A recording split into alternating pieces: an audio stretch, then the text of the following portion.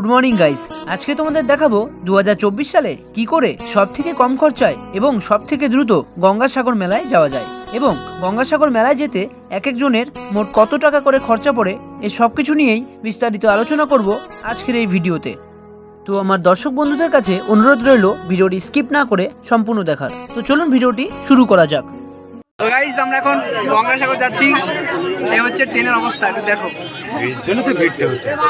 Train পথে গঙ্গাসাগর যেতে হলে সর্বপ্রথম তোমাকে শিয়ালদা সাউথ শাখা দিয়ে নামখানা লোকাল ধরে কাকদ্বীপ স্টেশনে নামতে হবে। ট্রেনে ভাড়া পড়বে জনপ্রতি 25 টাকা করে। আর তোমরা যারা মেলার সময় গঙ্গাসাগরে যাবে তাদেরকে বলে রাখি, তোমরা ট্রেনের টাইমের আধ ঘন্টা আগে আসবে, নাহলে কিন্তু আমাদের মতো দাঁড়িয়ে দাঁড়িয়ে যেতে হবে। তো গাইস একটু আগে আমরা কাকদ্বীপ স্টেশনে নামলাম, নেমে এখন হচ্ছে টুকটুকি ধরেছি, টুকটুকি করে যাচ্ছি হচ্ছে জেটি ঘাট লট নাম্বার 8। আর ট্রেনে আজকে এত ভিড় হচ্ছে, এই যে এর অবস্থা একদম বেহাল। ঠিক আছে, আসবি গঙ্গাসাগর? না, কখনো আসবো না। জোরে বলবি তো? Last, first and last. তো যাই হোক, চলো জেটি ঘাটে গিয়ে কথা হচ্ছে।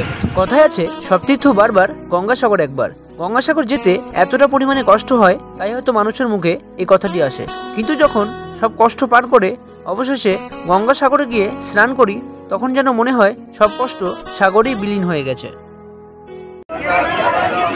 ও হ্যাঁ, কাকদ্বীপ থেকে টুকটুকিতে জেটিঘাট পর্যন্ত যেতে জনপ্রতি 20 টাকা করে ভাড়া লেগেছে, আর লঞ্চে ভাড়া লেগেছে 9 টাকা করে।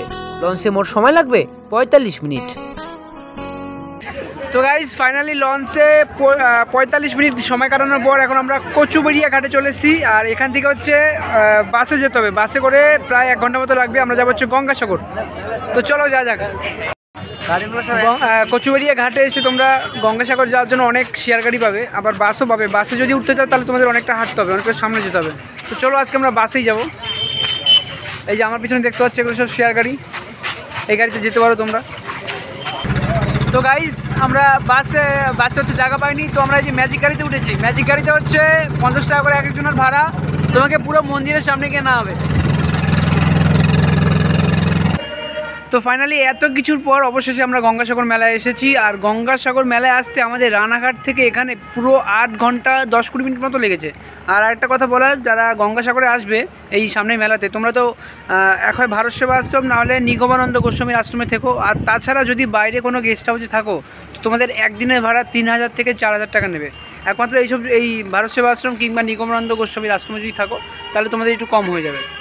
তো যাই হোক, তোমরা যারা গঙ্গাসাগর মেলায় আসবে, এই মেলার কদিন যে পৌষ সংক্রান্তির যে মেলাটা হয় আর কি, যেদিন মেন আর কি সবাই আসে, সেই দিন আসার কোনো ইয়েই করো না, কোনো প্ল্যানিং করো না, তাহলে ভাই একদম ফেসে যাবে। যা ভিড় হবে, যা ঠেলাঠেলি হবে, তোমরা ঘর পাবে না, ঠিকমতো খাওয়া দাওয়ার অসুবিধা হবে, কোনো কিছু ঠিকমতো পাবে না। তো যাই হোক, সাবধানে এসো সবাই মেলায়। আজকের ভিডিও এখানে শেষ করছি। ভিডিওটা ভালো লাগলে লাইক কমেন্ট শেয়ার অবশ্যই করো, আর চ্যানেলে নতুন হয়ে থাকে চ্যানেলটিকে সাবস্ক্রাইব করো।